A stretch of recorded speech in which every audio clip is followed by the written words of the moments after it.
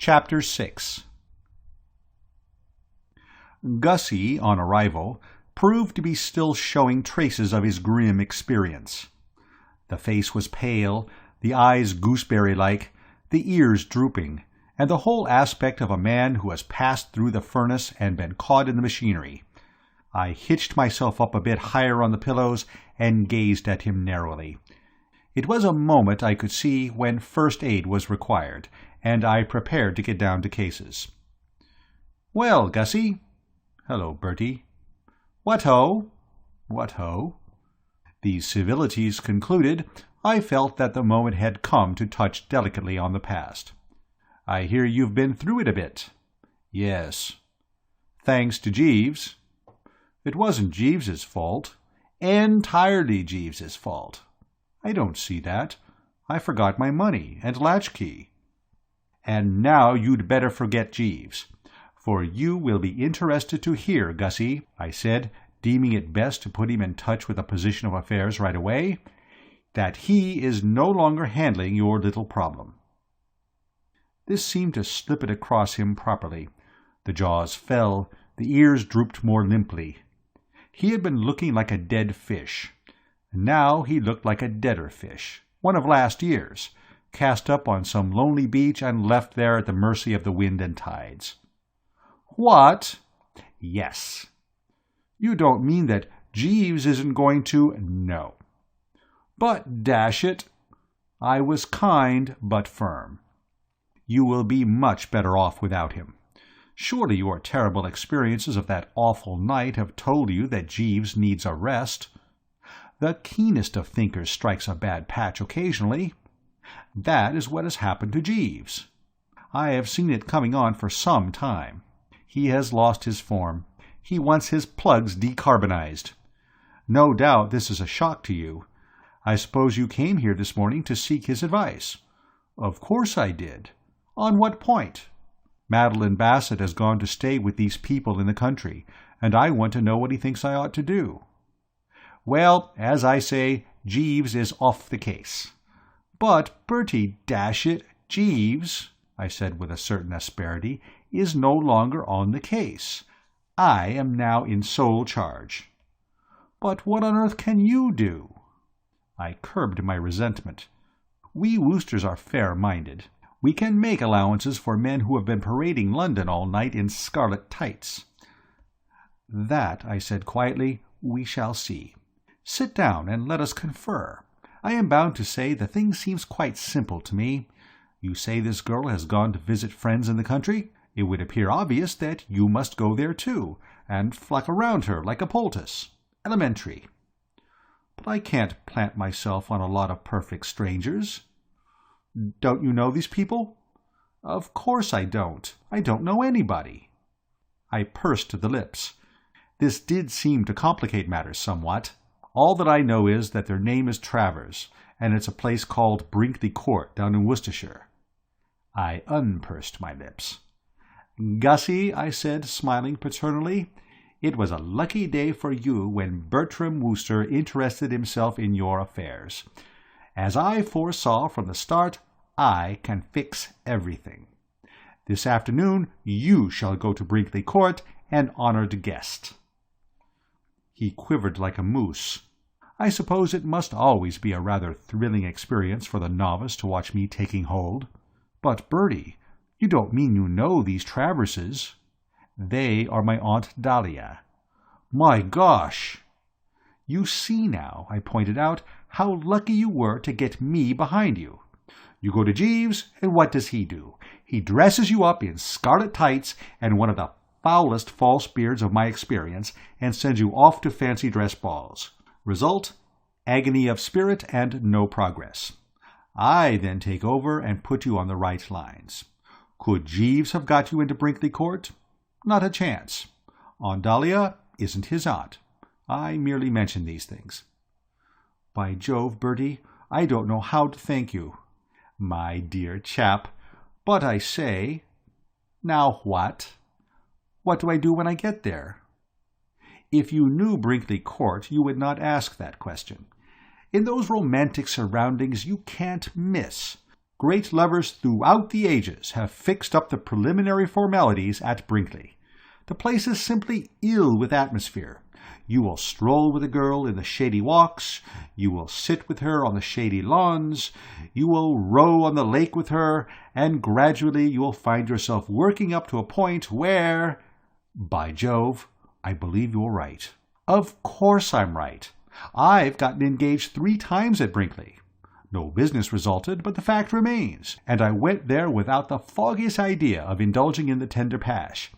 I hadn't the slightest intention of proposing to anybody, yet no sooner had I entered those romantic grounds than I found myself reaching for the nearest girl in sight and slapping my soul down in front of her. It's something in the air.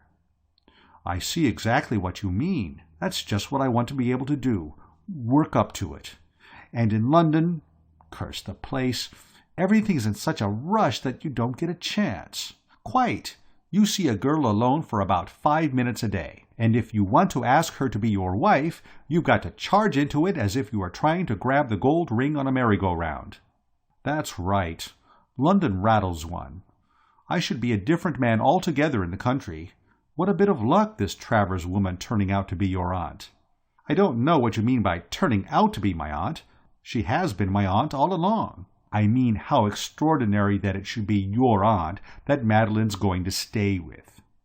Not at all. She and my cousin Angela are close friends. At Cannes she was with us all the time. Oh, you met Madeleine at Cannes, did you? By Jove, Bertie, said the poor lizard devoutly. I wish I could have seen her at Cannes. How wonderful she must have looked in beach pyjamas. Oh, Bertie. Quite, I said a little distantly. Even when restored by one of Jeeves's depth bombs, one doesn't want this sort of thing after a hard night. I touched the bell and, when Jeeves appeared, requested him to bring me telegraph form and pencil. I then wrote a well-worded communication to Aunt Dahlia, informing her that I was sending my friend, Gussie Fink-Nottle, down to Brinkley today to enjoy her hospitality, and handed it to Gussie. Push that in at the first post office you pass, I said. She will find it waiting on her return. Gussie popped along, flapping the telegram and looking like a close-up of Joan Crawford, and I turned to Jeeves and gave him a précis of my operations.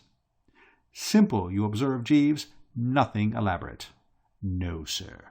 Nothing far-fetched, nothing strained or bizarre, just nature's remedy. Yes, sir. This is the attack as it should have been delivered. What do you call it when 2 people of opposite sexes are bunged together in close association in a secluded spot, meeting each other every day and seeing a lot of each other? Is propinquity the word you wish, sir? It is. I stake everything on propinquity, Jeeves. Propinquity, in my opinion, is what will do the trick.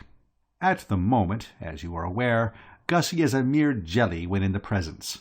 But ask yourself how he will feel in a week or so, after he and she have been helping themselves to sausages out of the same dish day after day at the breakfast sideboard, cutting the same ham, ladling out communal kidneys and bacon. Why— I broke off abruptly. I had had one of my ideas. Golly, Jeeves, sir, here's an instance of how you have to think of everything. You heard me mention sausages, kidneys, and bacon and ham? Yes, sir. Well, there must be nothing of that. Fatal. The wrong note entirely. Give me that telegraph form and pencil. I must warn Gussie without delay. What he's got to do is create in this girl's mind the impression that he's pining away for love of her. This cannot be done by wolfing sausages. No, sir. Very well, then. And taking the form and P, I drafted the following. Fink-Nottle, Brinkley Court, Market Snodsbury, Worcestershire. Lay off the sausages. Avoid the ham. Bertie. Send that off, Jeeves, instanter. Very good, sir. I sank back on the pillows. Well, Jeeves, I said, you see how I am taking hold? You notice the grip I am getting on the case? No doubt you realize now that it would pay you to study my methods. No doubt, sir. And even now you aren't on to the full depths of the extraordinary sagacity I've shown. Do you know what brought Aunt Dahlia up here this morning? She came to tell me I'd got to distribute the prizes at some beastly seminary she's a governor of down at Market Snodsbury. Indeed, sir, I fear you will scarcely find that a congenial task. Ah, but I'm not going to do it. I'm going to shove it off on to Gussie. Sir? I propose, Jeeves, to wire to Aunt Dahlia saying that I can't get down, and suggesting that she unleashes him on these young borstal inmates of hers in my stead. But if Mr. Fink-Nottle should decline, sir— Decline? Can you see him declining? Just conjure up the picture in your mind, Jeeves. Scene, the drawing-room at Brinkley. Gussie wedged into a corner, with Aunt Dahlia standing over him making hunting noises. I put it to you, Jeeves, can you see him declining? Not readily, sir, I agree. Mrs. Travers is a forceful personality. He won't have a hope of declining. His only way out will be to slide off, and he can't slide off, because he wants to be with Miss Basset. No, Gussie will have to toe the line, and I shall be saved from a job at which I confess the soul shuddered. Getting up on a platform and delivering a short, manly speech to a lot of foul school kids? Golly, Jeeves, I've been through that sort of thing once, what? You remember that time at the girls' school? Very vividly, sir. What an ass I made of myself. Certainly I've seen you to better advantage, sir. I think you might bring me just one more of those dynamite specials of yours, Jeeves. This narrow squeak has made me come all over faint. I suppose it must have taken Aunt Dahlia 3 hours or so to get back to Brinkley, because it wasn't till well after lunch that her telegram arrived. It read like a telegram that had been dispatched in a white-hot surge of emotion some 2 minutes after she had read mine, as follows. Am taking legal advice to ascertain whether strangling an idiot nephew counts as murder. If it doesn't, look out for yourself. Consider your conduct frozen limit. What do you mean by planting your loathsome friends on me like this? Do you think Brinkley Court is a leper colony, or what is it? Who is this spink bottle? Love, Travers. I had expected some such initial reaction. I replied in temperate vein. Not bottle, Nottle. Regards, Bertie. Almost immediately after she had dispatched the above heart cry, Gussie must have arrived, for it wasn't 20 minutes later when I received the following. Cipher telegram signed by you has reached me here. Runs, lay off the sausages. Avoid the ham. Wire key immediately. Fink-Nottle. I replied, also kidneys. Cheerio, Bertie. I had staked all on Gussie making a favorable impression on his hostess, basing my confidence on the fact that he was one of those timid, obsequious, teacup-passing, thin bread-and-butter-offering yes-men whom women of my Aunt Dahlia's type nearly always like at first sight. That I had not overrated my acumen was proved by her next in order, which, I was pleased to note, essayed a markedly larger percentage of the milk of human kindness. As follows. Well, this friend of yours has got here, and I must say that for a friend of yours he seems less subhuman than I had expected. A bit of a pop-eyed bleater, but on the whole clean and civil, and certainly most informative about newts. I am considering arranging series of lectures for him in neighbourhood. All the same, I'd like your nerve using my house as your summer hotel resort, and shall have much to say to you on subject when you come down. Expect you 30th. Bring spats. Love, Travers. To this I reposted. On consulting engagement book, find impossible come Brinkley Court. Deeply regret. Toodaloo, Bertie. Hers in reply stuck a sinister note. Oh, so it's like that, is it? You and your engagement book, indeed. Deeply regret my foot. Let me tell you, my lad, that you will regret it a jolly sight more deeply if you don't come down. If you imagine for one moment that you are going to get out of distributing those prizes, you are very much mistaken. Deeply regret Brinkley Court 100 miles from London as unable to hit you with a brick. Love, Travers. I then put my fortune to the test, to win or lose it all. It was not a moment for petty economies. I let myself go regardless of expense. No, but dash it, listen. Honestly, you don't want me. Get Fink-Nottle distribute prizes. A born distributor, who will do you credit. Confidently anticipate Augustus Fink-Nottle as Master of Revels on 31st inst. Would make genuine sensation. Do not miss this great chance, which may never occur again. Tinkerty-tonk, Bertie. There was an hour of breathless suspense, and then the joyful tidings arrived. Well, all right. Something in what you say, I suppose. Consider you treacherous worm and contemptible, spineless, cowardly custard, but have booked Spinkbottle. Stay where you are, then, and I hope you get run over by an omnibus. Love, Travers. The relief, as you may well imagine, was stupendous. A great weight seemed to have rolled off my mind. It was as if somebody had been pouring Jeeves's pick-me-ups into me through a funnel. I sang as I dressed for dinner that night. At the Drones I was so gay and cheery that there were several complaints. And when I got home and turned into the old bed, I fell asleep like a little child within 5 minutes of inserting the person between the sheets. It seemed to me that the whole distressing affair might now be considered definitely closed.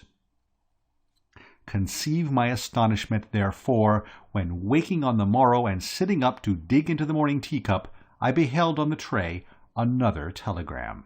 My heart sank. Could Aunt Dahlia have slept on it and changed her mind? Could Gussie, unable to face the ordeal confronting him, have legged it during the night down a water pipe? With these speculations racing through the bean, I tore open the envelope, and as I noted contents, I uttered a startled yip. "Sir?" said Jeeves, pausing at the door. I read the thing again. Yes, I had got the gist all right. No, I had not been deceived in the substance. "Jeeves," I said, "do you know what?" "No, sir." "You know my cousin Angela?" "Yes, sir." "You know young Tuppy Glossop?" "Yes, sir." "They've broken off their engagement." "I am sorry to hear that, sir. I have here a communication from Aunt Dahlia specifically stating this. I wonder what the row was about." "I could not say, sir." "Of course you couldn't. Don't be an ass, Jeeves." "No, sir." I brooded. I was deeply moved. "Well, this means that we shall have to go down to Brinkley today. Aunt Dahlia is obviously all of a twitter, and my place is by her side. You had better pack this morning and catch that 12:45 train with the luggage. I have a lunch engagement, so we'll follow in the car." "Very good, sir." I brooded some more. "I must say this has come as a great shock to me, Jeeves." "No doubt, sir." "A very great shock. Angela and Tuppy, tut. Why, they seemed like the paper on the wall. Life is full of sadness, Jeeves." "Yes, sir." "Still, there it is. Undoubtedly, sir." "Right-ho. Then switch on the bath." "Very good, sir." End of Chapter 6. Chapter 7. I meditated pretty freely as I drove to Brinkley in the old two-seater that afternoon. The news of this rift or rupture of Angela's and Tuppy's had disturbed me greatly. The projected match, you see, was one on which I had always looked with kindly approval. Too often, when a chap of your acquaintance is planning to marry a girl you know, you find yourself knitting the brow a bit and chewing the lower lip dubiously, feeling that he, or she, or both, should be warned while there is yet time. But I have never felt anything of this nature about Tuppy and Angela. Tuppy, when not making an ass of himself, is a soundish sort of egg. So is Angela a soundish sort of egg. And as far as being in love was concerned, it had always seemed to me that you wouldn't have been far out in describing them as two hearts that beat as one. True, they had their little tiffs, notably on the occasion when Tuppy, with what he said was fearless honesty, and I considered thorough goofiness, had told Angela that her new hat made her look like a Pekingese. But in every romance you have to budget for the occasional dust-up, and after that incident I had supposed that he had learned his lesson and that from now on life would be one grand sweet song. and now this wholly unforeseen severing of diplomatic relations had popped up through a trap. I gave the thing the cream of the Wooster brain all the way down, but it continued to beat me what could have caused the outbreak of hostilities, and I bunged my foot sedulously on the accelerator in order to get to Aunt Dahlia with the greatest possible speed and learn the inside history straight from the horse's mouth. And what with all 6 cylinders hitting nicely, I made good time and found myself closeted with the relative shortly before the hour of the evening cocktail. She seemed glad to see me. In fact, she actually said she was glad to see me, a statement no other aunt on the list would have committed herself to, the customary reaction of these near and dear ones to the spectacle of Bertram arriving for a visit being a sort of sick horror. "Decent of you to rally round, Bertie," she said. "My place was by your side, Aunt Dahlia," I responded. I could see at a G that the unfortunate affair had got in amongst her in no uncertain manner. Her usual cheerful map was clouded, and the genial mile conspic by its A. I pressed her hand sympathetically to indicate that my heart bled for her. "Bad show this, my dear old flesh and blood," I said. "I'm afraid you've been having a sticky time. You must be worried." She snorted emotionally. She looked like an aunt who had just bitten into a bad oyster. "Worried is right. I haven't had a peaceful moment since I got back from Cannes. Ever since I put my foot across this blasted threshold," said Aunt Dahlia, returning to the nonce to the hearty argot of the hunting field, "everything's been at 6s and 7s. First there was that mix-up about the prize-giving." She paused at this point and gave me a look. "I have been meaning to speak freely to you about your behaviour in that matter, Bertie," she said. "I had some good things all stored up. But as you've rallied round like this, I suppose I shall have to let you off. And anyway, it is probably all for the best that you evaded your obligations in that sickeningly craven way. I have an idea that this spink bottle of yours is going to be good, if only he can keep off the newts." "Has he been talking about newts?" "He has, fixing me with a glittering eye like the ancient mariner. But if that was the worst I had to bear, I wouldn't mind. What I'm worrying about is what Tom says when he starts talking." "Uncle Tom?" "I wish there was something else you could call him except Uncle Tom," said Aunt Dahlia a little testily. "Every time you do it, I expect to see him turn black and start playing the banjo. Yes, Uncle Tom, if you must have it. I shall have to tell him soon about losing all that money at baccarat, and when I do, he will go up like a rocket. Still, no doubt, time the great healer be blowed. I've got to get a cheque for £500 out of him for milady's boudoir by August the 3rd at the latest." I was concerned. Apart from a nephew's natural interest in an aunt's refined weekly paper, I had always had a soft spot in my heart for milady's boudoir, ever since I contributed that article to it on What the Well-Dressed Man is Wearing. Sentimental, possibly, but we old journalists do have these feelings. "Is the boudoir on the rocks?" "It will be if Tom doesn't cough up. It needs help till it has turned the corner." "But wasn't it turning the corner 2 years ago?" "It was, and it's still at it. Till you've run a weekly paper for women, you don't know what corners are." "And do you think the chances of getting into Uncle by Marriage's ribs are slight?" "I'll tell you, Bertie. Up till now, when these subsidies were required, I have always been able to come to Tom in the gay, confident spirit of an only child touching an indulgent father for chocolate cream.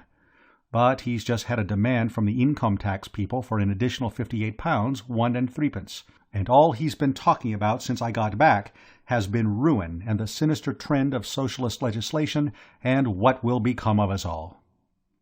I could readily believe it. This Tom has a peculiarity I've noticed in other very oofy men. Nick him for the paltriest sum, and he lets out a squawk you can hear at Land's End. He has the stuff in gobs, but he hates giving it up. If it wasn't for Anatole's cooking, I doubt if he would bother to carry on. Thank God for Anatole, I say. I bowed my head reverently. "Good old Anatole," I said. "Amen," said Aunt Dahlia. Then the look of holy ecstasy, which is always the result of letting the mind dwell, however briefly, on Anatole's cooking, died out of her face. But don't let me wander from the subject," she resumed. "I was telling you of the way Hell's foundations have been quivering since I got home. First the prize-giving, then Tom, and now on top of everything else, this infernal quarrel between Angela and young Glossop." I nodded gravely. I was frightfully sorry to hear of that. Terrible shock. What was the row about? Sharks. Eh? Sharks, or rather one individual shark. The brute that went for the poor child when she was aquaplaning at Cannes. You remember Angela's shark? Certainly I remembered Angela's shark. A man of sensibility does not forget about a cousin nearly being chewed by monsters of the deep. The episode was still green in my memory. In a nutshell, what had occurred was this. You know how you aquaplane.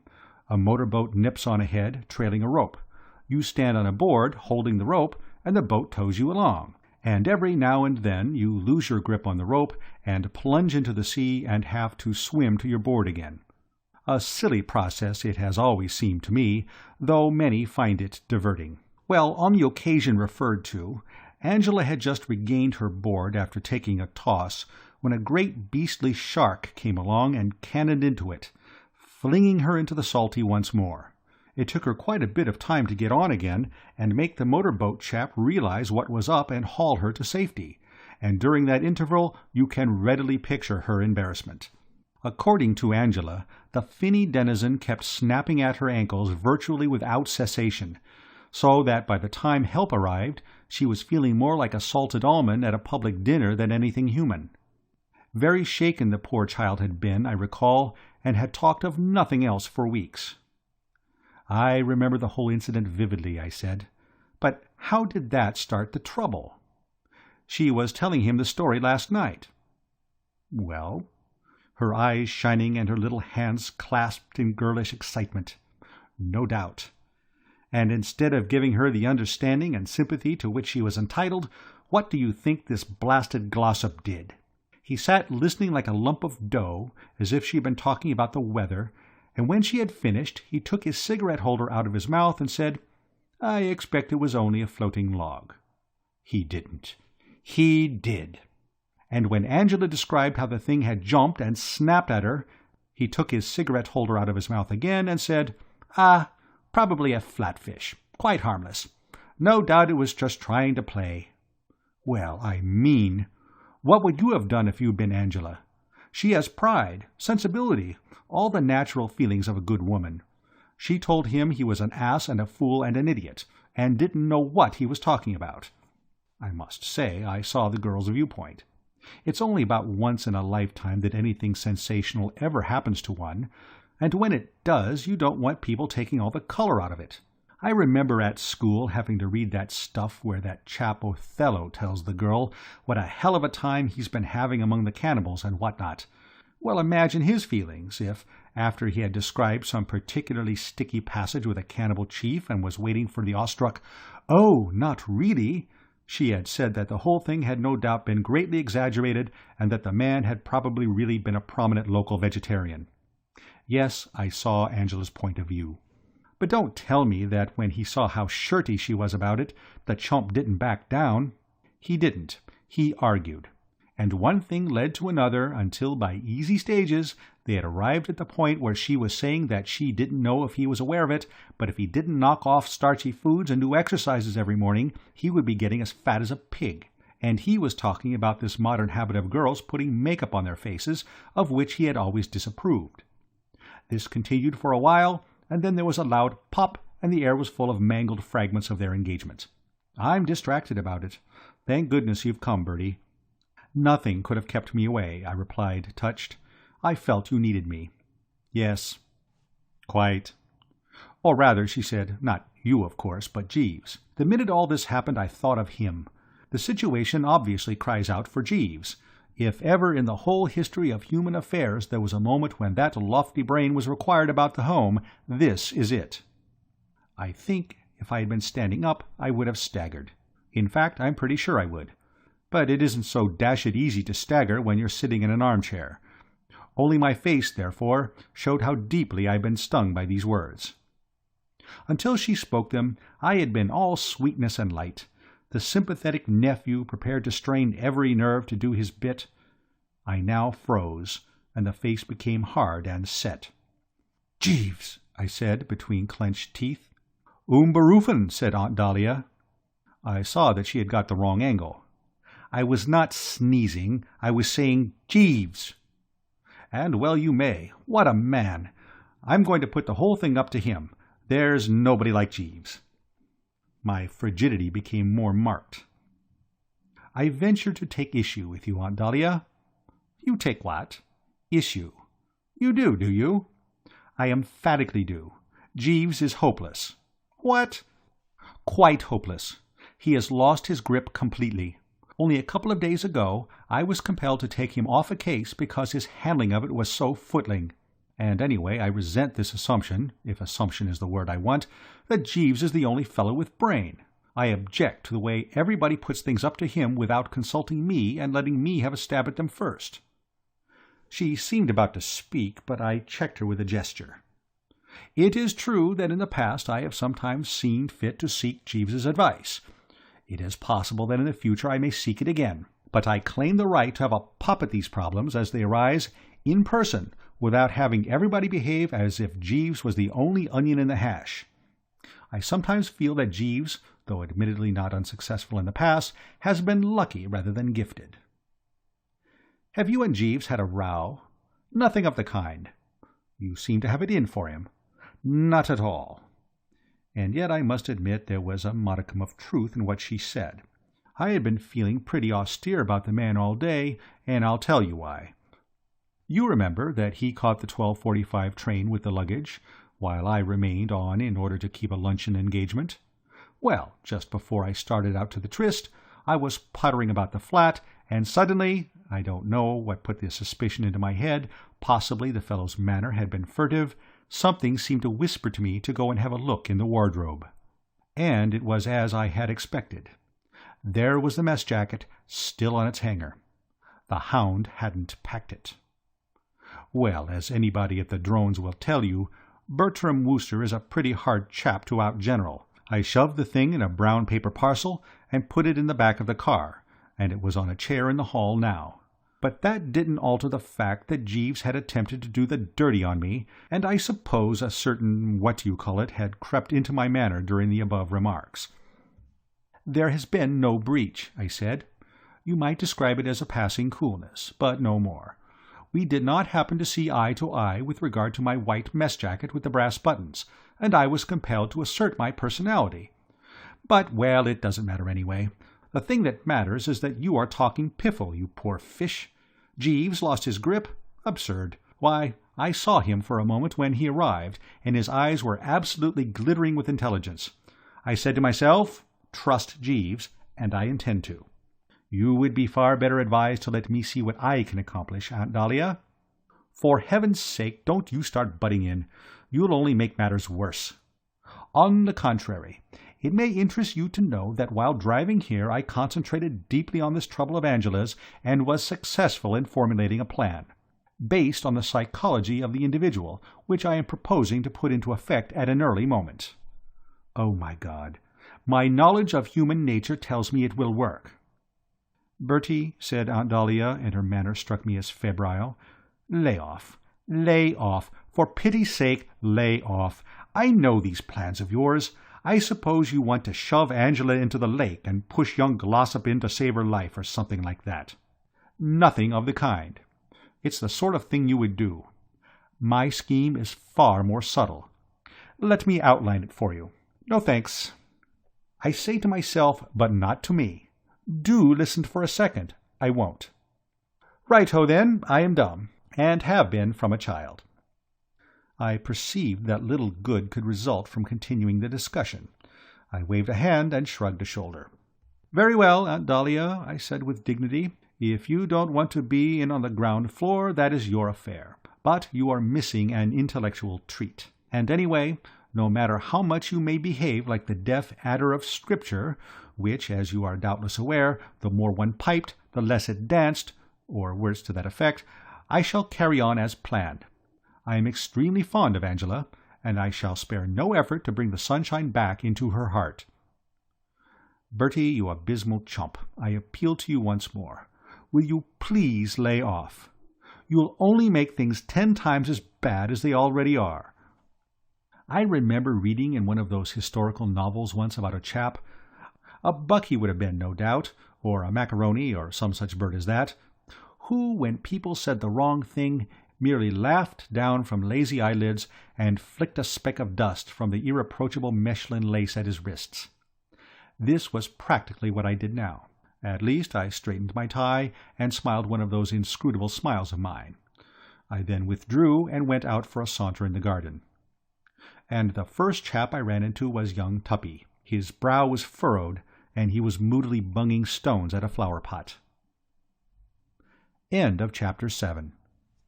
Chapter 8. I think I have told you before about young Tuppy Glossop. He was the fellow, if you remember, who, callously ignoring the fact that we had been friends since boyhood, betted me one night at the Drones that I could swing myself across the swimming bath by the rings, a childish feat for one of my lissomeness, and then, having seen me well on the way, looped back the last ring, thus rendering it necessary for me to drop into the deep end in formal evening costume. To say that I had not resented this foul deed, which seemed to me deserving of the title of the crime of the century, would be paltering with the truth. I had resented it profoundly, chafing not a little at the time, and continuing to chafe for some weeks. But you know how it is with these things. The wound heals, the agony abates.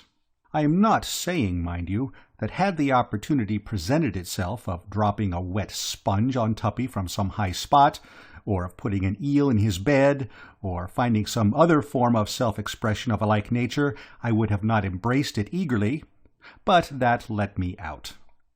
I mean to say, grievously injured though I had been, it gave me no pleasure to feel that the fellow's bally life was being ruined by the loss of a girl, whom, despite all that had passed, I was convinced he still loved like the dickens. On the contrary, I was heart and soul in favour of healing the breach and rendering everything hotsy-totsy once more between these two young sundered blighters. You will have gleaned that from my remarks to Aunt Dahlia, and if you had been present at this moment and seen the kindly, commiserating look I gave Tuppy, you would have gleaned it still more. It was one of those searching, melting looks, and was accompanied by the hearty clasp of the right hand and the gentle laying of the left on the collarbone. "Well, Tuppy, old man," I said, "how are you, old man?" My commiseration deepened as I spoke the words, for there had been no lighting up of the eye, no answering pressure of the palm, no sign whatever, in short, of any disposition on his part to do spring dances at the sight of an old friend. The man seemed sandbagged.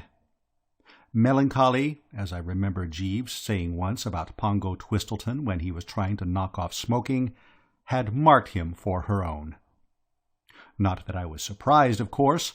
In the circs, no doubt, a certain moodiness was only natural. I released the hand, ceased to knead the shoulder, and producing the old case, offered him a cigarette. He took it dully. "Are you here, Bertie?" he asked. "Yes, I'm here." "Just passing through, or come to stay?" I thought for a moment. I might have told him that I had arrived at Brinkley Court with the express intention of bringing Angela and himself together once more, of knitting up the severed threads, and so on and so forth, and for perhaps half the time required for the lighting of a gasper, I had almost decided to do so. Then, I reflected, better on the whole, perhaps not. To broadcast the fact that I proposed to take him and Angela and play on them as a couple of stringed instruments might have been injudicious. Chaps don't always like being played on as on a stringed instrument. "It all depends," I said. "I may remain, I may push on. My plans are uncertain." He nodded listlessly, rather in the manner of a man who did not give a damn what I did, and stood gazing out over the sunlit garden. In build and appearance, Tuppy somewhat resembles a bulldog, and his aspect now was that of one of these fine animals who had just been refused a slice of cake. It was not difficult for a man of my discernment to read what was in his mind, and it occasioned me no surprise, therefore, when his next words had to do with the subject marked with a cross on the agenda paper. "You've heard of this business of mine, I suppose, me and Angela?" "I have indeed, Tuppy, old man." "We've busted up." "I know. Some little friction, I gather, in re Angela's shark?" "Yes. I said it must have been a flatfish." "So my informant told me." "Who did you hear it from?" "Aunt Dahlia." "I suppose she cursed me properly." "Oh, no. Beyond referring to you in one passage as this blasted Glossop, she was, I thought, singularly temperate in her language for a woman who at one time hunted regularly with the corn. All the same, I could see, if you don't mind me saying so, old man, that she felt you might have behaved with a little more tact." "Tact?" "And I must admit I rather agreed with her. Was it nice, Tuppy? Was it quite kind to take the bloom off Angela's shark like that? You must remember that Angela's shark is very dear to her. Could you not see what a sock on the jaw it would be for the poor child to hear it described by the man to whom she had given her heart as a flatfish?" I saw that he was struggling with some powerful emotion. "And what about my side of the thing?" he demanded in a voice choked with feeling. "Your side?"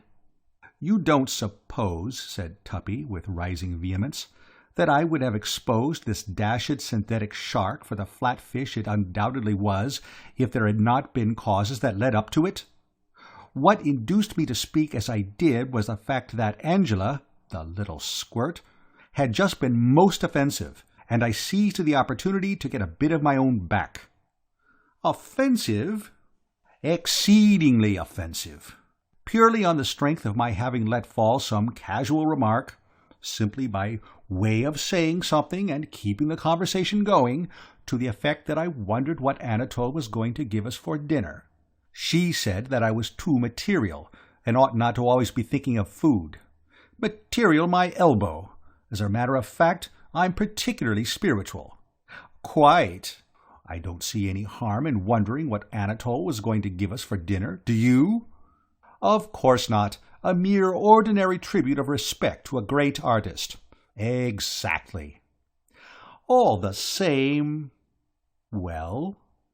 "I was only going to say that it seems a pity that the frail craft of love should come to a stinker like this when a few manly words of contrition—" He stared at me. "You aren't suggesting that I should climb down?" "It would be a fine big thing, old egg." "I wouldn't dream of climbing down." "But, Tuppy—" "No, I wouldn't do it." "But you love her, don't you?" This touched the spot. He quivered noticeably, and his mouth twisted. Quite the tortured soul. "I'm not saying I don't love the little blighter," he said, obviously moved. "I love her passionately. But that doesn't alter the fact that I consider that what she needs most in this world is a swift kick in the pants." A Wooster could scarcely pass this. "Tuppy, old man!" "It's no good saying, 'Tuppy, old man.'" "Well, I do say, 'Tuppy, old man.' Your tone shocks me. One raises the eyebrows. Where is the fine, old, chivalrous spirit of the Glossops?" "That's all right about the fine, old, chivalrous spirit of the Glossops. Where is the sweet, gentle, womanly spirit of the Angelas? Telling a fellow he was getting a double chin." "Did she do that?" "She did." "Oh, well, girls will be girls. Forget it, Tuppy. Go to her and make it up." He shook his head. "No, it is too late. Remarks have been passed about my tummy which it is impossible to overlook." "But, Tuppy, be fair. You once told her new hat made her look like a Pekingese." "It did make her look like a Pekingese." "That was not vulgar abuse. It was sound, constructive criticism, with no motive behind it but the kindly desire to keep her from making an exhibition of herself in public. Wantonly to accuse a man of puffing when he goes up a flight of stairs is something very different." I began to see that the situation would require all my address and ingenuity. If the wedding bells were ever to ring out in the little church of Market Snodsbury, Bertram had plainly got to put in some shrewdish work. I had gathered, during my conversation with Aunt Dahlia, that there had been a certain amount of frank speech between the two contracting parties, but I had not realized till now that matters had gone so far. The pathos of the thing gave me the pip. Tuppy had admitted in so many words that love still animated the Glossop bosom, and I was convinced that even after all that occurred, Angela had not ceased to love him. At the moment, no doubt, she might be wishing that she could hit him with a bottle, but deep down in her I was prepared to bet that there still lingered all the old affection and tenderness. Only injured pride was keeping these two apart, and I felt that if Tuppy would make the first move, all would be well. I had another whack at it. "She's broken-hearted about this rift, Tuppy." "How do you know? Have you seen her?" "No, but I'll bet she is." "She doesn't look it." "Wearing the mask, no doubt. Jeeves does that when I assert my authority." "She wrinkles her nose at me as if I were a drain that had gone out of order." "Merely the mask. I feel convinced she still loves you, and that a kindly word from you is all that is required." I could see that this had moved him. He plainly wavered. He did a sort of twiddly on the turf with his foot, and when he spoke, one spotted the tremolo in his voice. "You really think that?" "Absolutely." "If you were to go to her—" He shook his head. "I can't do that. It would be fatal. Bing! Instantly would go my prestige. I know girls. Grovel, and the best of them get uppish." He mused. "The only way to work the thing would be by tipping her off in some indirect way that I am prepared to open negotiations. Should I sigh a bit when we meet, do you think?" "She would think you were puffing." "That's true." I lit another cigarette and gave my mind to the matter. And first crack out of the box, as is so often the way with the Woosters, I got an idea. I remembered the counsel I had given Gussie in the matter of the sausages and ham. "I've got it, Tuppy. There is one infallible method of indicating to a girl that you love her, and it works just as well when you've had a row and want to make it up. Don't eat any dinner tonight. You can see how impressive that would be. She knows how devoted you are to food." He started violently. "I am not devoted to food." No, I am not devoted to food at all. Quite all I meant, this rot about me being devoted to food," said Tuppy warmly, "has got to stop. I am young and healthy and have a good appetite, but that's not the same as being devoted to food. I admire Anatole as a master of his craft, and am always willing to consider anything he may put before me, but when you say I am devoted to food— Quite, all I meant was that if she sees you push your dinner away untasted, she will realize that your heart is aching, and will probably be the first to suggest blowing the all-clear." Tuppy was frowning thoughtfully. "Push my dinner away, eh?" "Yes." "Push away a dinner cooked by Anatole." "Yes." "Push it away untasted." "Yes." Let us get this straight. Tonight at dinner, when the butler offers me a redevot de la fincière, or whatever it may be, hot from Anatole's hands, you wish me to push it away untasted." "Yes." He chewed his lip. One could sense the struggle going on within. And then, suddenly, a sort of glow came into his face. The old martyrs probably used to look like that. "All right. You'll do it?" "I will." "Fine!" "Of course, it will be agony." I pointed out the silver lining. "Only for the moment. You could slip down tonight, after everyone is in bed, and raid the larder." He brightened. "That's right. I could, couldn't I? I expect there would be something cold there." "There is something cold there," said Tuppy, with growing cheerfulness. "A steak and kidney pie. We had it for lunch today. One of Anatole's ripest." "The thing I admire about that man," said Tuppy reverently, "the thing that I admire so enormously about Anatole is that, though a Frenchman, he does not, like so many of these chefs, confine himself exclusively to French dishes, but is always willing and ready to weigh in with some good old simple English fare such as this steak and kidney pie to which I have alluded. A masterly pie, Bertie, and it wasn't more than half finished. It will do me nicely." "And at dinner you will push as arranged?" "Absolutely, as arranged." "Fine." "It's an excellent idea. One of Jeeves's best. You can tell him from me when you see him that I'm much obliged."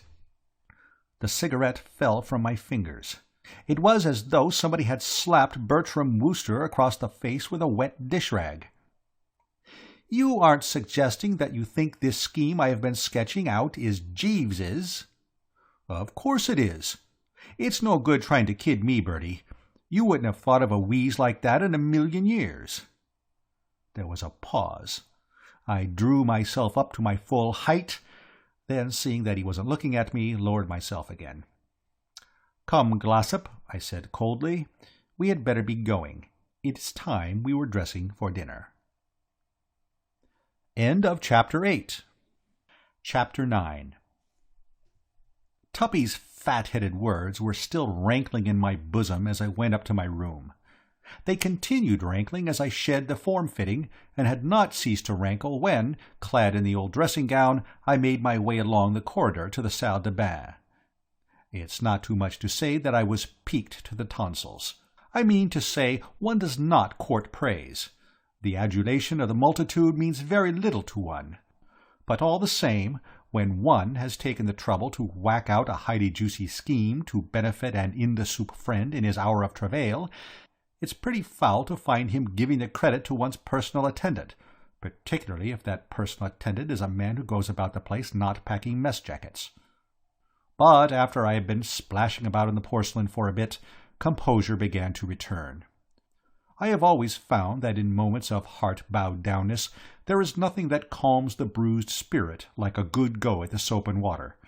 I don't say I actually sang in the tub, but there were times when it was a mere spin of the coin whether I would do so or not.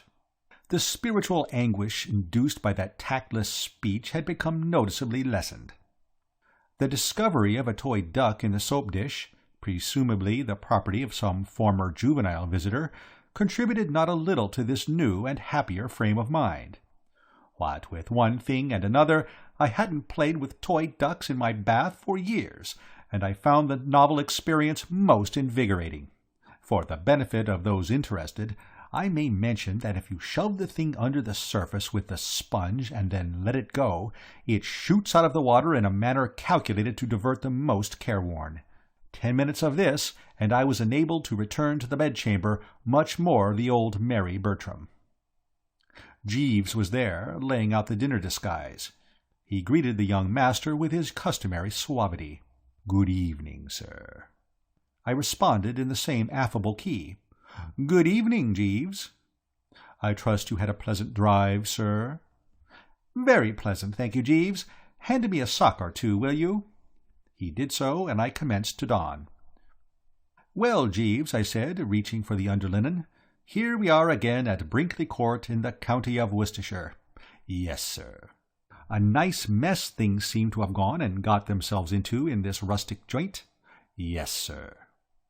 "The rift between Tuppy Glossop and my cousin Angela would appear to be serious." "Yes, sir.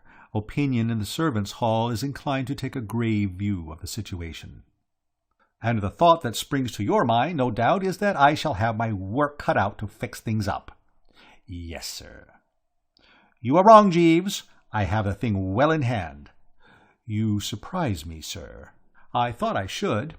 Yes, Jeeves, I pondered on the matter most of the way down here, and with the happiest results. I have just been in conference with Mr. Glossop, and everything is taped out." "Indeed, sir. Might I inquire— You know my methods, Jeeves. Apply them. Have you," I asked, slipping into the shirt and starting to adjust the cravat, "been gnawing on the thing at all?" "Oh, yes, sir. I have always been much attached to Miss Angela, and I felt that it would afford me great pleasure were I to be able to be of service to her." A laudable sentiment, but I suppose you drew blank?" "No, sir. I was rewarded with an idea." "What was it?" "It occurred to me that a reconciliation might be effected between Mr. Glossop and Miss Angela by appealing to that instinct which prompts gentlemen in time of peril to hasten to the rescue of—" I had to let go of the cravat in order to raise a hand. I was shocked. "Don't tell me you were contemplating descending to that old 'he saved her from drowning' gag. I am surprised, Jeeves, surprised and pained. When I was discussing the matter with Aunt Dahlia on my arrival, she said in a sniffy sort of way that she supposed I was going to shove my cousin Angela into the lake and push Tuppy in to haul her out, and I let her see pretty clearly that I considered the suggestion an insult to my intelligence. And now, if your words have the meaning I read into them, you are mooting precisely the same drivelling scheme. Really, Jeeves." "No, sir, not that. But the thought did cross my mind, as I walked in the grounds and passed the building where the fire-bell hangs, that a sudden alarm of fire in the night might result in Mr. Glossop endeavouring to assist Miss Angela to safety." I shivered. "Rotten, Jeeves. Well, sir, no good, not a bit like it. I fancy, sir—" "No, Jeeves, no more. Enough has been said. Let us drop the subject." I finished tying the tie in silence. My emotions were too deep for speech. I knew, of course, that this man had for the time being lost his grip, but I had never suspected that he had gone absolutely to pieces like this. Remembering some of the swift ones he had pulled in the past, I shrank with horror from the spectacle of his present ineptitude. Or is it ineptness? I mean this frightful disposition of his to stick straws in his hair and talk like a perfect ass. It was the old story, I supposed.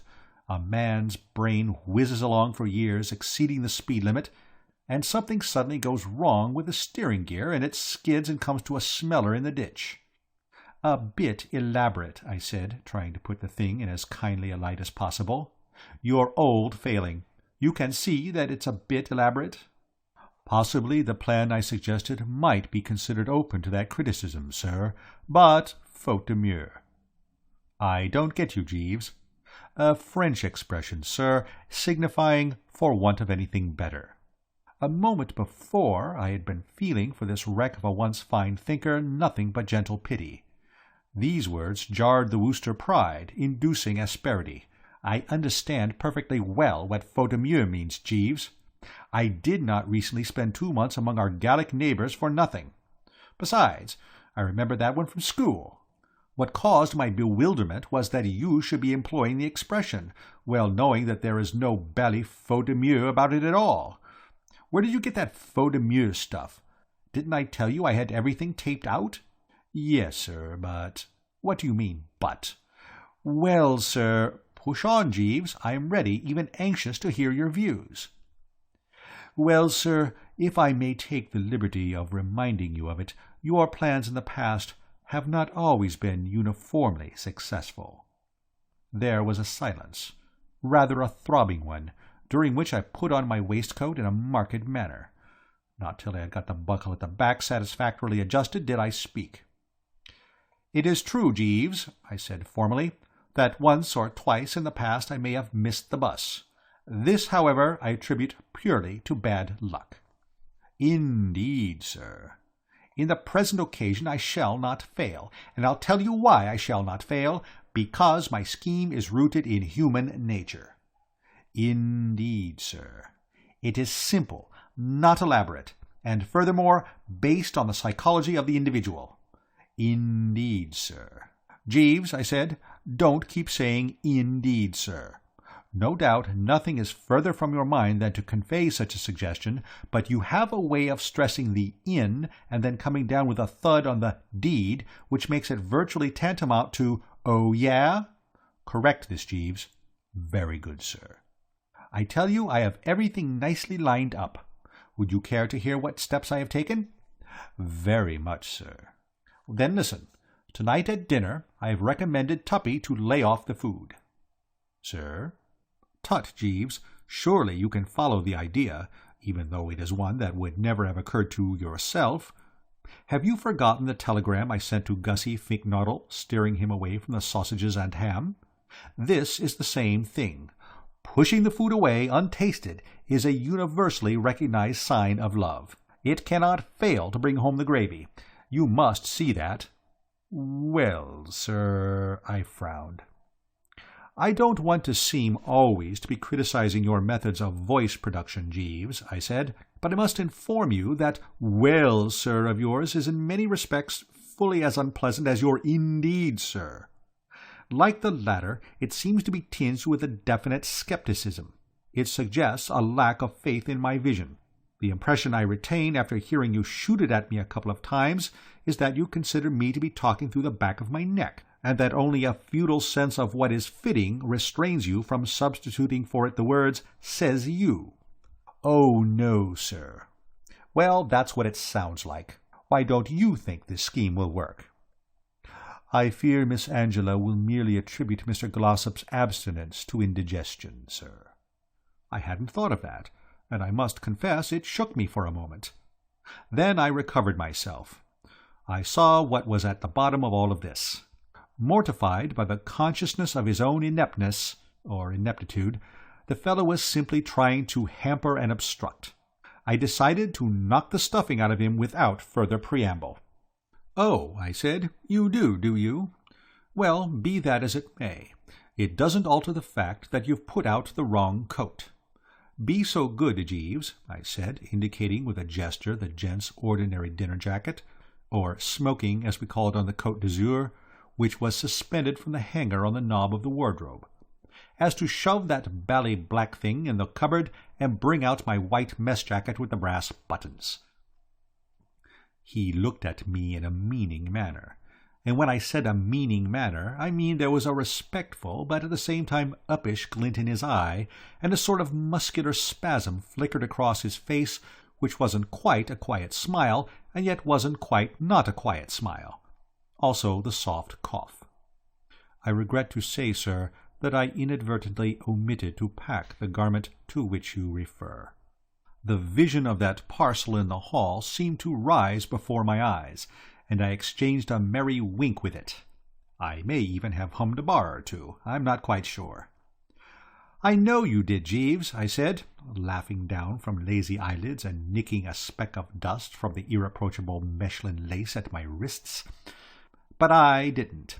You will find it on a chair in the hall in a brown paper parcel."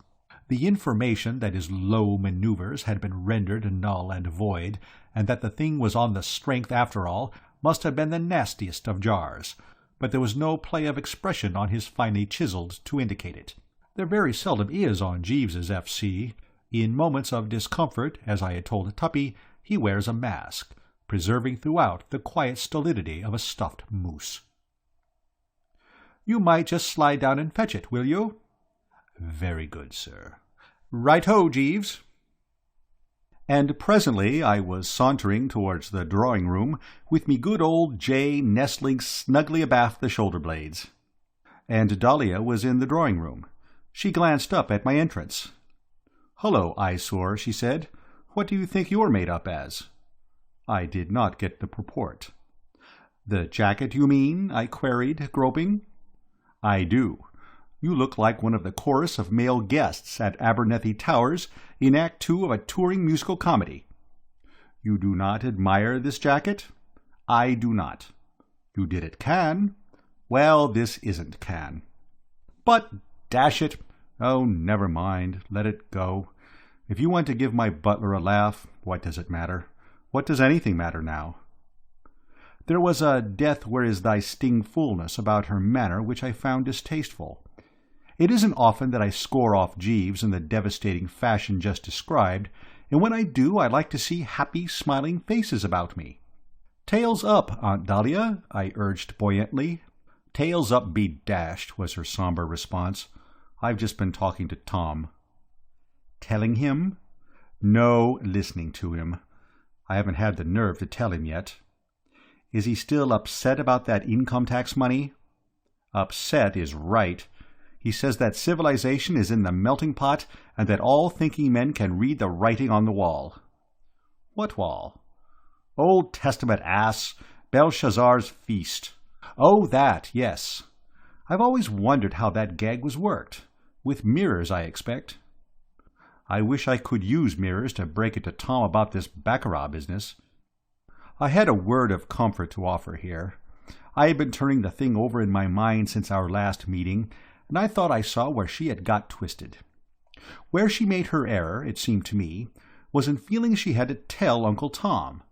To my way of thinking, the matter was one on which it would be better to continue to exercise a quiet reserve. I don't see why you need mention that you lost that money at baccarat. What do you suggest, then? Letting milady's boudoir join civilization in the melting pot? Because that is what we'll infallibly do unless I get a check by next week. The printers have been showing a nasty spirit for months. You don't follow. Listen, it's an understood thing, I take it, that Uncle Tom foots the boudoir bills. If the bally sheet has been turning the corner for 2 years, he must have got used to forking out by this time. Well, simply ask him for the money to pay the printers. I did, just before I went to Cannes. Wouldn't he give it to you? Certainly he gave it to me. He brassed up like an officer and a gentleman. That was the money I lost at baccarat. Oh, I didn't know that. There isn't much you do know. A nephew's love made me overlook the slur. Tut, I said. What did you say? I said tut. Say it once again, and I'll biff you where you stand. I've enough to endure without being tutted at. Quite. Any tutting that's required, I'll attend to it myself. And the same applies to clicking the tongue if you were thinking of doing that. Far from it. Good. I stood a while in thought. I was concerned to the core. My heart, if you remember, had already bled once for Aunt Dahlia this evening. It now bled again. I knew how deeply attached she was to this paper of hers. Seeing it go down the drain would be for her like watching a loved child sink for the 3rd time in some pond or mere, and there was no question that, unless carefully prepared for the touch, Uncle Tom would see 100 milady's boudoirs go phut rather than take the rap. Then I saw how the thing could be handled. This aunt, I perceived, must fall into line with my other clients. Tuppy Glossop was knocking off dinner to melt Angela. Gussie Fink-Nottle was knocking off dinner to impress the Basset. Aunt Dahlia must knock off dinner to soften Uncle Tom. For the beauty of this scheme of mine was that there was no limit to the number of entrants. Come one, come all, the more the merrier, and satisfaction guaranteed in every case. I've got it, I said. There is only one course to pursue. Eat less meat. She looked at me in a pleading sort of way. I wouldn't swear that her eyes were wet with unshed tears, but I rather think they were. Certainly she clasped her hands in piteous appeal. Must you drivel, Bertie? Won't you stop it just this once? Just for tonight, to please Aunt Dahlia? I'm not drivelling. I dare to say that to a man of your high standards it doesn't come under the head of drivel, but I saw what had happened. I hadn't made myself quite clear. It's all right, I said. I have no misgivings. This is the real Tabasco. When I said eat less meat, what I meant was that you must refuse your oats at dinner tonight. Just sit there, looking blistered, and wave away each course as it comes with a weary gesture of resignation. You see what will happen. Uncle Tom will notice your loss of appetite, and I am prepared to bet that at the conclusion of the meal he will come to you and say, "Dahlia, darling," I take it he calls you Dahlia. "Dahlia, darling," he will say, "I noticed at dinner tonight that you were a bit off your feed. Is anything the matter, Dahlia, darling?" "Why, yes, Tom, darling," you will reply. "It is kind of you to ask, darling. The fact is, darling, I am terribly worried. My darling," he will say. Aunt Dahlia interrupted at this point to observe that these Traverses seemed to be a pretty soppy couple of blighters, to judge by their dialogue. She also wished to know when I was going to get to the point. I gave her a look. "My darling," he will say tenderly, "is there anything I can do?" To which your reply will be that there jolly well is, viz., reach for his cheque-book and start writing. I was watching her closely as I spoke, and was pleased to note respect suddenly dawn in her eyes. "But, Bertie, this is positively bright." "I told you Jeeves wasn't the only fellow with a brain." "I believe it would work." "It's bound to work. I've recommended it to Tuppy." "Young Glossop?" "In order to soften Angela." "Splendid.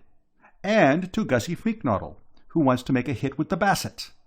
Well, well, well, what a busy little brain it is." "Always working, Aunt Dahlia, always working."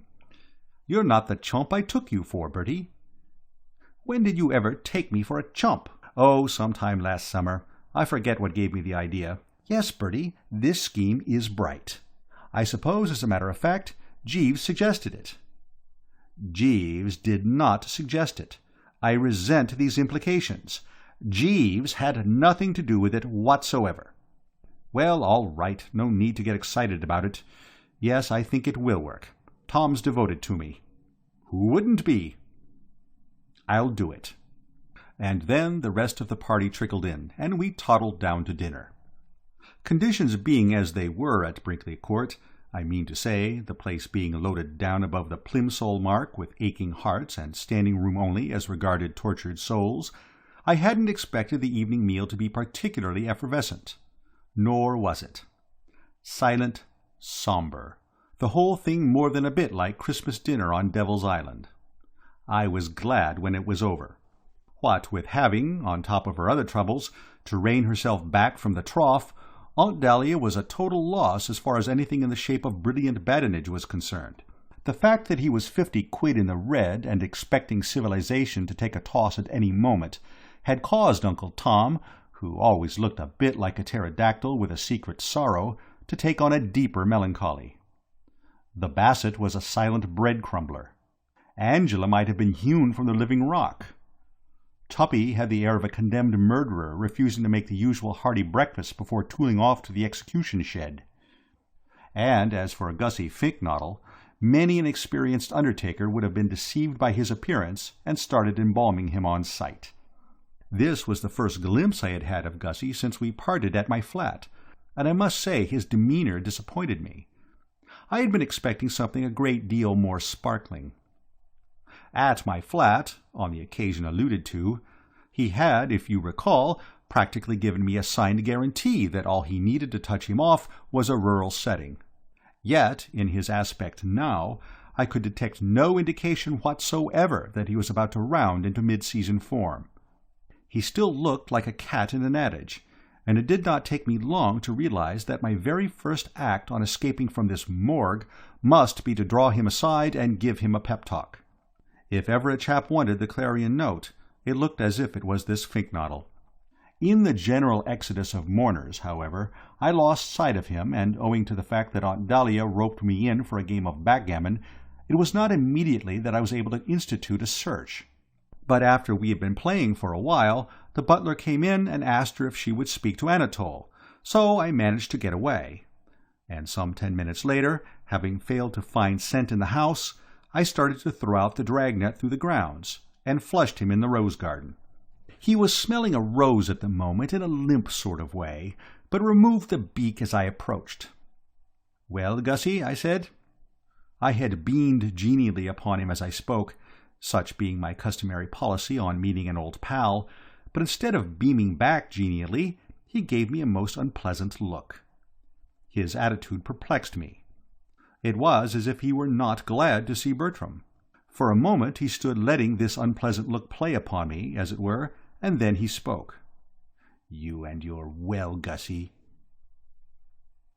He said this between clenched teeth, always an unmatey thing to do, and I found myself more fogged than ever. "How do you mean, me and my well, Gussie?" "I like your nerve, coming bounding about the place, saying well, Gussie. That's about all the well, Gussie, I shall require from you, Wooster. And it's no good looking like that. You know what I mean. That damned prize-giving. It was a dastardly act to crawl out as you did and shove it off onto me. I will not mince my words. It was the act of a hound and a stinker." Now, though, as I have shown, I had devoted most of the time on the journey down to meditating upon the case of Angela and Tuppy, I had not neglected to give a thought or two to what I was going to say when I encountered Gussie. I had foreseen that there might be some little temporary unpleasantness when we met, and when a difficult interview is in the offing, Bertram Wooster likes to have his story ready. So now I was able to reply with a manly, disarming frankness. The sudden introduction of the topic had given me a bit of a jolt, it is true, for in the stress of recent happenings I had rather let that prize-giving business slide to the back of my mind. But I had speedily recovered, and, as I say, was able to reply with a manly D.F. "But, my dear chap," I said, "I took it for granted that you would understand that that was all part of my schemes." He said something about my schemes which I did not catch. "Absolutely. Crawling out is entirely the wrong way to put it. You don't suppose I didn't want to distribute those prizes, do you? Left to myself, there is nothing I would find a greater treat. But I saw that the square, generous thing to do was to step aside and let you take it on, so I did so. I felt that your need was greater than mine. You don't mean to say you aren't looking forward to it?" He uttered a coarse expression which I wouldn't have thought he would have known. It just shows that you can bury yourself in the country and still somehow acquire a vocabulary. No doubt one picks up things from the neighbours, the vicar, the local doctor, the man who brings the milk, and so on. "But, dash it," I said, "can't you see what this is going to do for you? It will send your stock up with a jump. There you will be, up on that platform, a romantic, impressive figure, the star of the whole proceedings, the what-do-you-call-it of all eyes. Madeleine Basset will be all over you. She will see you in a totally new light." "She will she?" "Certainly she will. Augustus Fink-Nottle, the newt's friend, she knows. She is acquainted with Augustus Fink-Nottle, the dog's chiropodist. But Augustus Fink-Nottle, the orator, that'll knock her sideways, or I know nothing of the female heart. Girls go potty over a public man. If ever anyone did anyone else a kindness, it was I when I gave this extraordinary attractive assignment to you." He seemed impressed by my eloquence. Couldn't have helped myself, of course. The fire faded from behind his horn-rimmed spectacles, and in its place appeared the old fish-like goggle. "Yes," he said meditatively. "Have you ever made a speech, Bertie?" "Dozens of times. It's pie. Nothing to it. Why, I once addressed a girls' school." "You weren't nervous?" "Not a bit." "How did you go?" "They hung on my lips. I held them in the hollow of my hand." "They didn't throw eggs or anything?" "Not a thing." He expelled a deep breath, and for a space stood staring in silence at a passing slug. "Well," he said at length, "it may be all right. Possibly I'm letting the thing prey on my mind too much. I may be wrong in supposing in a fate that is worse than death. But I'll tell you this much. The prospect of that prize-giving on the 31st of this month has been turning my existence into a nightmare. I haven't been able to sleep or think or eat. By the way, that reminds me, you never explained that cipher telegram about the sausages and ham." "It wasn't a cipher telegram. I wanted you to go light on the food so that she would realize you were in love." He laughed hollowly. "I see. Well, I've been doing that all right." "Yes, I was noticing at dinner. Splendid." "I don't see what's splendid about it. It's not going to get me anywhere. I shall never be able to ask her to marry me. I couldn't find nerve to do that if I lived on wafer biscuits for the rest of my life. But, dash it, Gussie, in these romantic surroundings, I should have thought the whispering trees alone. I don't care what you would have thought. I can't do it." "Oh, come." "I can't. She seems so aloof, so remote." "She doesn't." "Yes, she does. Especially when you see her sideways. Have you seen her sideways, Bertie? That cold, pure profile. It just takes all the heart out of me." "It doesn't." "I tell you it does. I catch sight of it, and the words freeze on my lips." He spoke with a sort of dull despair, and so manifest was his lack of ginger and the spirit that wins to success that for an instant, I confess, I felt a bit stymied. It seemed hopeless to go on trying to steam up such a human jellyfish. Then I saw the way. With that extraordinary quickness of mine, I realized exactly what must be done if this Fink-Nottle was to be enabled to push his nose past the judge's box. "She must be softened up," I said. "Be what?" "Softened up, sweetened, worked on. Preliminary spade work must be put in. Here, Gussie, is the procedure I propose to adopt. I shall now return to the house and lug this Basset out for a stroll. I shall talk to her of the hearts that yearn, intimating that there is one actually on the premises. I shall pitch it strong, sparing no effort. You, meanwhile, will lurk on the outskirts, and in about a quarter of an hour you will come along and carry on from there. By that time, her emotions having been stirred, you ought to be able to do the rest on your head. It will be like leaping on a moving bus." I remember when I was a kid at school having to learn a poem of sorts about a fellow named Pig something. A sculptor he would have been, no doubt, who made a statue of a girl, and what should happen one morning but that bally thing suddenly came to life. A pretty nasty shock for the chap, of course, but the point I'm working round to is that there were a couple of lines that went, if I remember correctly, "She starts, she moves, she seems to feel the stir of life along her keel." And what I'm driving at is that you couldn't get a better description of what happened to Gussie as I spoke these heartening words. His brow cleared, his eyes brightened, he lost that fishy look, and he gazed at the slug, which was still on the long, long trail with something approaching bonhomie, a marked improvement. "I see what you mean. You will sort of pave the way, as it were." "That's right. Spade work." "It's a terrific idea, Bertie. It will make all the difference." "Quite. But don't forget that after that it will be up to you. You will have to haul up your slacks and give her the old oil, or my efforts will have been in vain." Something of his former God-helplessness seemed to return to him. He gasped a bit. "That's true. What the dickens shall I say?" I restrained my impatience with an effort. The man had been at school with me. "Dash it, there are hundreds of things you can say. Talk about the sunset." "The sunset?" "Certainly. Half the married men you meet began by talking about the sunset." "But what can I say about the sunset?" "Well, Jeeves got off a good one the other day. I met him airing the dog in the park one evening, and he said, 'Now fades the glimmering landscape on the sight, sir, and all the air a solemn stillness holds.' You might use that." "What sort of landscape?" "Glimmering. G for gastritis, L for lizard." "Oh, glimmering. Yes, that's not bad. Glimmering landscape, solemn stillness. Yes, I call that pretty good." "You could then say that you have often thought that the stars are God's daisy chains." "But I haven't." "I dare say not, but she has. Hand her that one, and I don't see how she can help feeling that you're a twin soul." "God's daisy chain?" "God's daisy chain. And then you go on about how twilight always makes you sad. I know you're going to say it doesn't, but on this occasion it has jolly well got to." "Why?"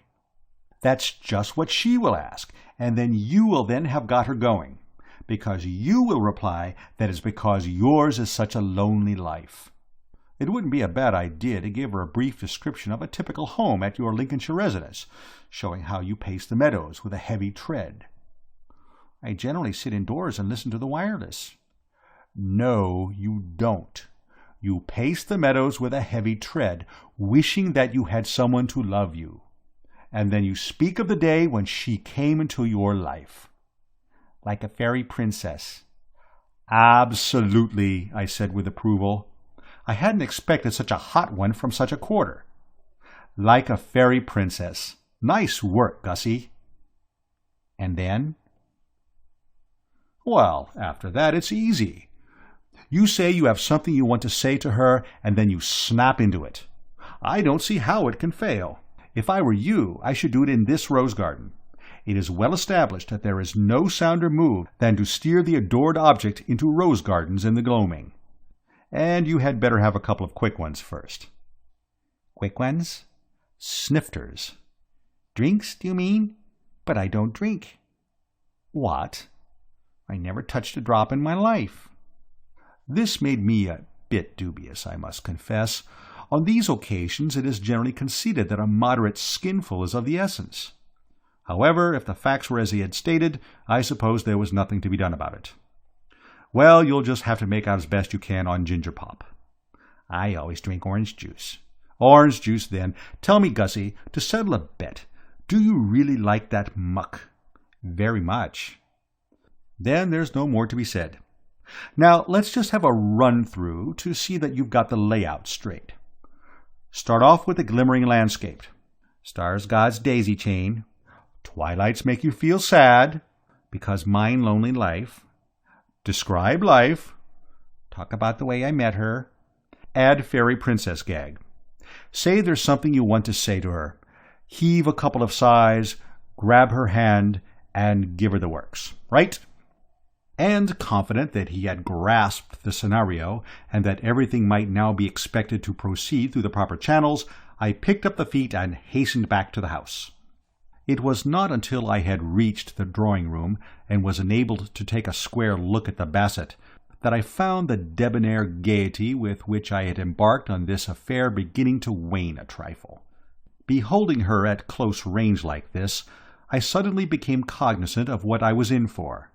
The thought of strolling with this rummy specimen undeniably gave me a most unpleasant sinking feeling. I could not but remember how often when in her company at Cannes I had gazed dumbly at her, wishing that some kindly motorist in a racing car would ease the situation by coming along and ramming her amidships. As I have already made abundantly clear, this girl was not one of my most congenial buddies. However, a Wooster's word is his bond. Woosters may quail, but they do not edge out. Only the keenest ear could have detected the tremor in the voice as I asked her if she would care to come out for a half an hour. "Lovely evening," I said. "Yes, lovely, isn't it?" "Lovely. Reminds me of Cannes." "How lovely the evenings were there." "Lovely," I said. "Lovely," said the Basset. "Lovely," I agreed. That completed the weather and news bulletin for the French Riviera. Another minute, and we were out in the great open spaces, she cooing a bit about the scenery, and self replying, "Oh, rather quite," and wondering how best to approach the matter in hand. End of Chapter 9. Chapter 10. How different it all would have been, I could not but reflect, if this girl had been the sort of girl one chirrups cheerily to over the telephone and takes for spins in the old two-seater. In that case I would have simply said, "Listen," and she would have said, "What?" And I would have said, "You know Gussie Fink-Nottle," and she would have said, "Yes," and I would have said, "He loves you," and she would have said, either, "What, that mutt? Well, thank heaven for one good laugh today," or else in more passionate vein, "Hot dog, tell me more." I mean to say, in either event, the whole thing over and done with in under a minute. But with the Basset, something less snappy and a good deal more glutinous was obviously indicated. What with all this daylight-saving stuff, we had hit the great open spaces at a moment when twilight had not yet begun to cheese it in favor of the shades of night. There was a fag end of sunset still functioning. Stars were beginning to peep out. Bats were fooling around. The garden was full of the aroma of those niffy white flowers which only start to put in their heavy work at the end of the day. In short, the glimmering landscape was fading on the sight, and all the air held a solemn stillness, and it was plain that this was having the worst effect on her. Her eyes were enlarged, and her whole map a good deal too suggestive of the soul's awakening for comfort. Her aspect was that of a girl who was expecting something fairly fruity from Bertram. In these cirques, conversation inevitably flagged a bit. I am never at my best when the situation seems to call for a certain soupiness, and I've heard other members of the drone say the same thing about themselves. I remember Pongo Twistleton telling me that he was out in a gondola with a girl by moonlight once, and the only time he spoke was to tell her that old story about the chap who was so good at swimming that they made him a traffic cop in Venice. Fell rather flat, he assured me, and it wasn't much later when the girl said she thought it was getting a little chilly and how about pushing back to the hotel. So now, as I say, the talk rather hung fire. It had been all very well for me to promise Gussie that I would cut loose to this girl about aching hearts, but you want a cue for that sort of thing. And when, toddling along, we reached the edge of the lake and she finally spoke, conceive my chagrin when I discovered that she was talking about the stars. Not a bit of good to me. "Oh, look," she said. She was a confirmed oh-looker. I had noticed this at Cannes, where she had drawn my attention in this manner on various occasions to such diverse objects as a French actress, a Provençal filling station, the sunset over the Estorils, Michael Arlen, a man selling coloured spectacles, the deep velvet blue of the Mediterranean, and the late mayor of New York in a striped one-piece bathing suit. "Oh, look at that sweet little star up there all by itself." I saw the one she meant, a little chap operating in a detached sort of way above a spinney. "Yes," I said. "I wonder if it feels lonely." "Oh, I shouldn't think so." "A fairy must have been crying." "Eh?" "Don't you remember? Every time a fairy sheds a tear, a wee bit star is born in the Milky Way. Have you ever thought that, Mr. Wooster?" I never had. Most improbable, I considered, and it didn't seem to me to check up with her statement that the stars were God's daisy-chain. I mean, you can't have it both ways. However, I was in no mood to dissect and criticize. I saw that I had been wrong in supposing that the stars were not germane to the issue. Quite a decent cue they had provided, and I leaped on it promptly. Talking of shedding tears— But she was now on the subject of rabbits, several of which were messing about in the park to our right. "Oh, look, the little bunnies." "Talking of shedding tears, don't you love this time of the evening, Mr. Wooster, when the sun has gone to bed and all the bunnies come out to have their little suppers? When I was a child, I used to think that rabbits were gnomes, and if I held my breath and stayed quite still, I should see the fairy queen." Indicating with a reserved gesture that this was just a sort of loony thing I should have expected her to think as a child, I returned to the point. "Talking of shedding tears," I said firmly, "it may interest you to know that there is an aching heart in Brinkley Court." This held her. She cheesed the rabbit theme. Her face, which had been aglow with what I supposed was a pretty animation, clouded. She unshipped a sigh that sounded like the wind going out of a rubber duck. "Ah, yes. Life is very sad, isn't it? It is for some people. This aching heart, for instance.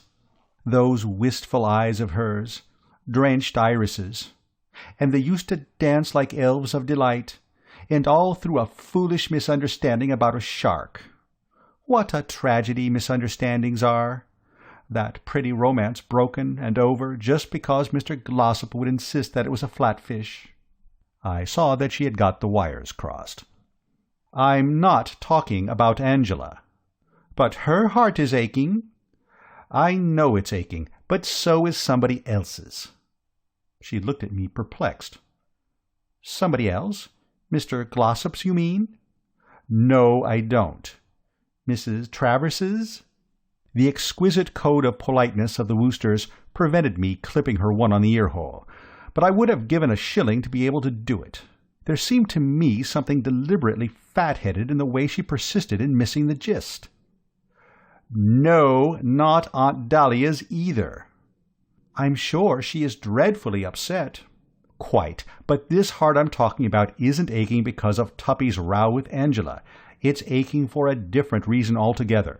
I mean to say, dash it, you know why hearts ache." She seemed to shimmy a bit. Her voice, when she spoke, was whispery. "You mean for love?" "Absolutely. Right on the bull's-eye. For love." "Oh, Mr. Wooster." "I take it you believe in love at first sight?" "I do, indeed." "Well, that's what's happened to this aching heart. It fell in love at first sight, and ever since it's been eating itself out, as I believe the expression is." There was silence. She had turned away and was watching a duck out on the lake. It was tucking into weeds, a thing I've never been able to understand anybody wanting to do, though I suppose if you face it squarely, they're no worse than spinach. She stood drinking it in for a bit, and then it suddenly stood on its head and disappeared, and this seemed to break the spell. "Oh, Mr. Wooster," she said again, and from the tone of her voice I could see that I had her going. "For you, I mean to say," I proceeded, starting to put in the fancy touches. "I dare say you've noticed on these occasions that the difficulty is to plant the main idea, to get the general outline of the thing well fixed. The rest is mere detail work. I don't say I became glib at this juncture, but I certainly became a dashed glibber than I had been. It's having the dickens of a time. Can't eat, can't sleep, all for the love of you. And what makes it all so particularly rotten is that this aching heart can't bring itself to the scratch and tell you the position of affairs, because your profile has gone and given it cold feet. Just as it is about to speak, it catches sight of you sideways, and words fail it. Silly, of course, but there it is." I heard her give a gulp, and I saw that her eyes had become moistish. Drenched irises, if you care to put it that way. "Lend you a handkerchief?" "No, thank you. I'm quite all right." It was more than I could say for myself. My efforts had left me weak. I don't know if you suffer in the same way, but with me the act of talking anything in the nature of real mashed potatoes always induces a sort of prickly sensation and a hideous feeling of shame, together with a marked starting of the pores.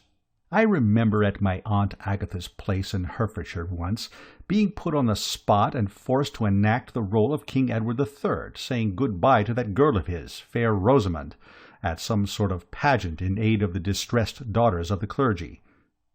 It involved some rather warmish medieval dialogue, I recall, racy of the days when they called a spade, and by the time the whistle blew, I'll bet no daughter of the clergy was half as distressed as I was. Not a dry stitch. My reaction now was very similar. It was a highly liquid Bertram who, hearing his vis-a-vis give a couple of hiccups and start to speak, bent an attentive ear. "Please don't say any more, Mr. Wooster." Well, I wasn't going to, of course. "I understand." I was glad to hear this. "Yes, I understand. I won't be so silly as to pretend not to know what you mean.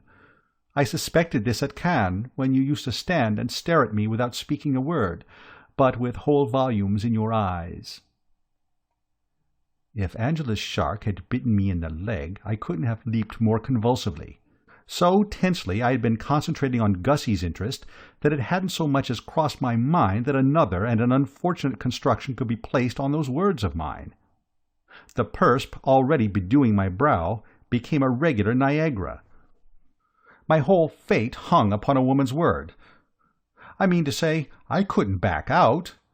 If a girl thinks a man is proposing to her, and on that understanding books him up, he can't explain to her that she has got hold of entirely the wrong end of the stick, and that he hadn't the smallest intention of suggesting anything of the kind. He must simply let it ride. And the thought of being engaged to a girl who talked openly about fairies being born because stars blew their noses, or whatever it was, frankly appalled me. She was carrying on with her remarks, and as I listened I clenched my fists till I shouldn't wonder if the knuckles didn't stand out white under the strain.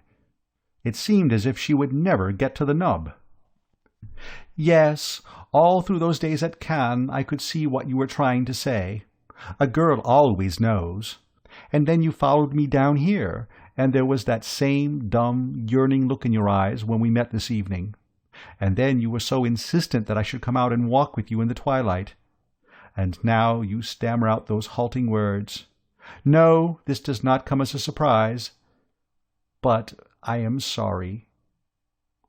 The word was like one of Jeeves's pick-me-ups, just as if a glassful of meat sauce, red pepper, and the yolk of an egg, though, as I say, I am convinced that these are not the sole ingredients, had been shot into me. I expanded like some lovely flower blossoming in the sunshine. It was all right after all. My guardian angel had not been asleep at the switch. "But I'm afraid it's impossible." She paused. "Impossible," she repeated. I had been so busy feeling saved from the scaffold that I didn't get on to it for a moment that an early reply was desired. "Oh, right-ho," I said hastily. "I'm sorry." "Quite all right. Sorrier than I can say. Don't give it another thought." "We can still be friends." "Oh, rather." "Then shall we just say no more about it? Keep what has happened as a tender little secret between ourselves?" "Absolutely." "We will, like something lovely and fragrant laid away in lavender." "In lavender, right." There was a longish pause. She was gazing at me in a divinely pitying sort of way, much as if I had been a snail she had happened accidentally to bring her short French vamp down on, and I longed to tell her that it was all right, and that Bertram, so far from being the victim of despair, had never felt fizzier in his life. But, of course, one can't do that sort of thing. I simply said nothing, and stood there, looking brave. "I wish I could," she murmured. "Could?" I said, for my attention had been wandering. "Feel towards you as you would like me to feel." "Oh, ah." "But I can't. I'm sorry." "Absolutely okay. Faults on both sides, no doubt." "Because I am fond of you, Mr. No, I think I must call you Bertie. May I?" "Oh, rather." "Because we are real friends." "Quite." "I do like you, Bertie, and if things were different, I wonder—" "Eh?" "After all, we are real friends. We have this common memory. You have a right to know. I don't want you to think. Life is such a muddle, isn't it?" To many men, no doubt, these broken utterances would have appeared mere drooling, and would have been dismissed as such. But the Woosters are quicker-witted than the ordinary, and can read between the lines. I suddenly divined what it was that she was trying to get off the chest. "You mean there's someone else?" She nodded. "You're in love with some other bloke?" She nodded. "Engaged, what?" This time she shook the pumpkin. "No, not engaged." Well, that was something, of course. Nevertheless, from the way she spoke, it certainly looked as if poor old Gussie might as well scratch his name off the entry list, and I didn't at all like the prospect of having to break the bad news to him. I had studied the man closely, and it was my conviction that this would about be his finish. Gussie, you see, wasn't like some of my pals. The name of Bingo Little is one that springs to the lips, who, if turned down by a girl, would simply say, "Well, bung-o," and toddle off quite happily to find another. He was so manifestly a bird who, having failed to score in the first chukker, would turn the thing up and spend the rest of his life brooding over his newts and growing long grey whiskers, like one of those chaps you read about in novels, who live in the great white house you can just see over there through the trees and shut themselves off from the world and have pained faces. I'm afraid he doesn't care for me in that way. At least he has said nothing. You understand that I am only telling you this because— Oh, rather. It's odd that you should have asked me if I believed in love at first sight. She half closed her eyes. Who ever loved that loved not at first sight? She said in a rummy voice that brought back to me, I don't know why, the picture of my Aunt Agatha as Boadicea, reciting at that pageant I was speaking of. It's a silly little story. I was staying with some friends in the country, and I had gone for a walk with my dog, and the poor wee mite got a nasty thorn in his little foot, and I didn't know what to do. And then suddenly this man came along. Harking back once again to that pageant, in sketching out for you my emotions on that occasion, I showed you only the darker side of the picture.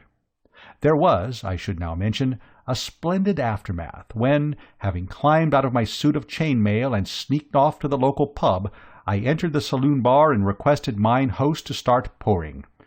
A moment later, a tankard of their special home-brewed was in my hand, and the ecstasy of that first gollop is still green in my memory. The recollection of the agony through which I had passed was just what was needed to make it perfect. It was the same now. When I realized, listening to her words, that she must be referring to Gussie, I mean to say there couldn't have been a whole platoon of men taking thorns out of her dog that day. The animal wasn't a pincushion, and became aware that Gussie, who an instant before had, to all appearances, gone so far back in the betting as not to be worth a quotation, was the big winner after all. A positive thrill permeated the frame, and there escaped my lips a "wow," so crisp and hearty that the Basset leaped a liberal inch and a half from terra firma. "I beg your pardon," she said. I waved a jaunty hand. "Nothing," I said, "nothing. Just remember there's a letter I have to write tonight without fail. If you don't mind, I think I'll be going in. Here," I said, "comes Gussie Fink-Nottle. He will look after you." And as I spoke, Gussie came sidling out from behind a tree.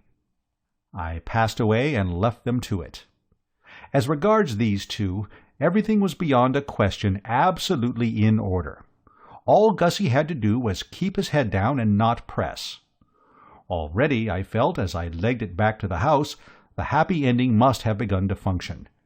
I mean to say, when you leave a girl and a man, each of whom has admitted in set terms that she and he loves him and her, in close juxtaposition in the twilight, there doesn't seem much more to do but start pricing fish slices.